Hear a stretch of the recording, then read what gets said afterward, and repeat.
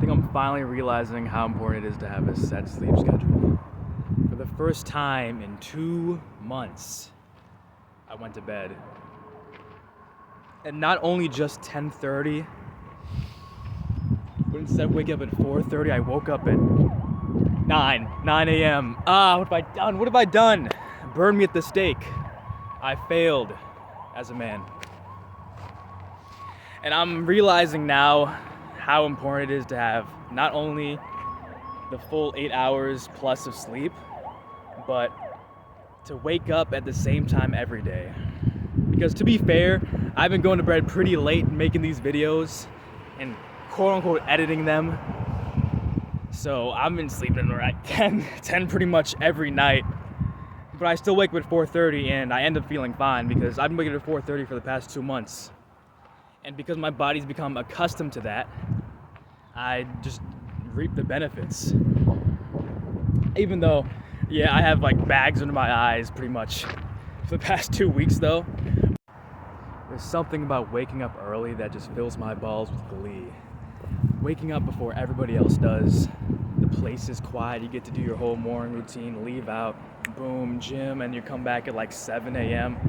Everybody's still sleeping. It feels great.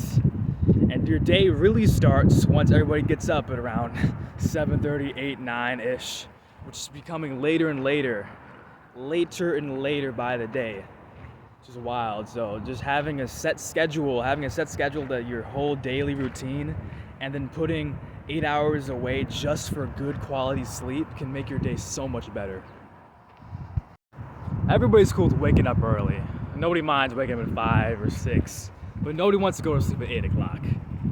Because all the parties are going on. I don't want to miss the party. Oh, I got to hang out with the boys tonight. You might be staying up to like 11 p.m. or something.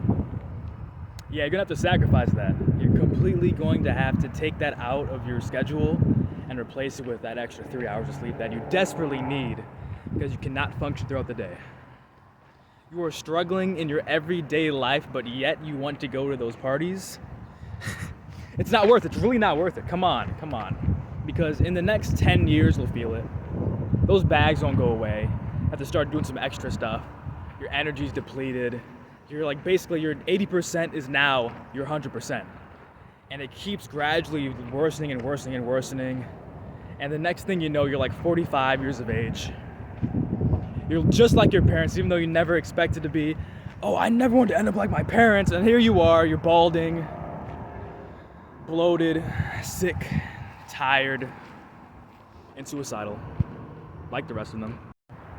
Even that stereotypical Hispanic father that works 3 jobs a day and sleeps only 3 hours has a routine. He needs to get all those 3 hours in, or he's destroyed when he wakes up in the morning. You should follow that Hispanic father's advice, the stereotypical father's advice. Get your freaking sleep in. It's so important. Even if you're getting like 5 hours, if you have to work so much.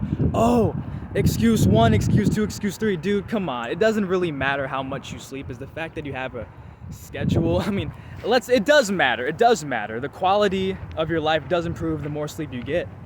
But it is way more important to focus on what you can control rather than what you can't control. And you can control when you go to sleep and when you wake up.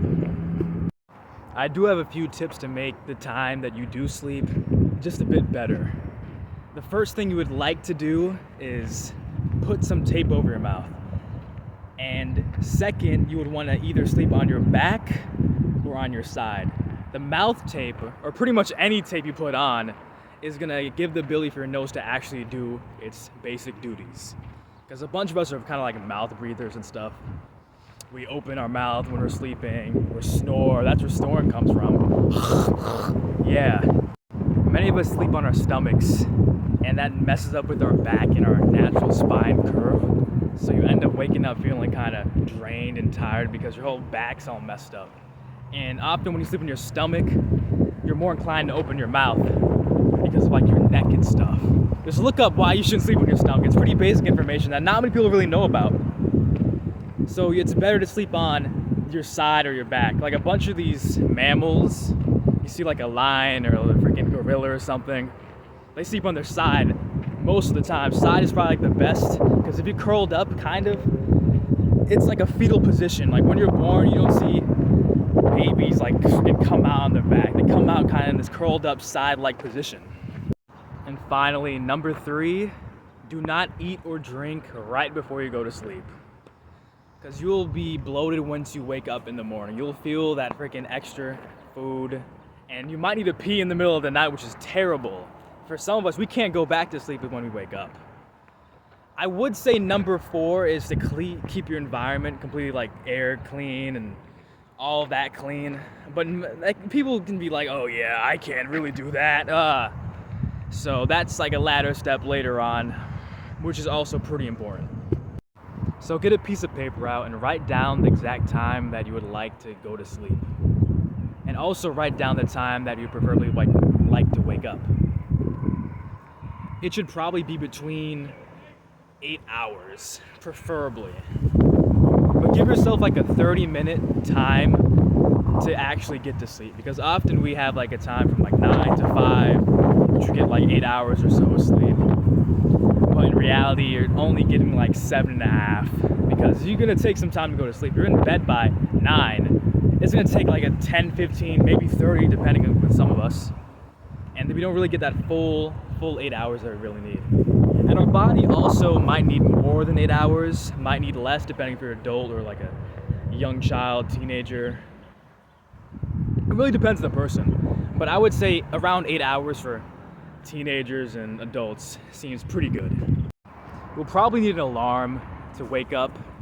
Maybe need an alarm to know when you should probably be getting ready to go to sleep. Because not all of us can just wake up at the exact specific time we want to, because our body clock isn't used to that. Our body clock is used to waking up at 12 p.m. every day and going to sleep at 1. Yeah, 11 hours, but that's not really good for the everyday life.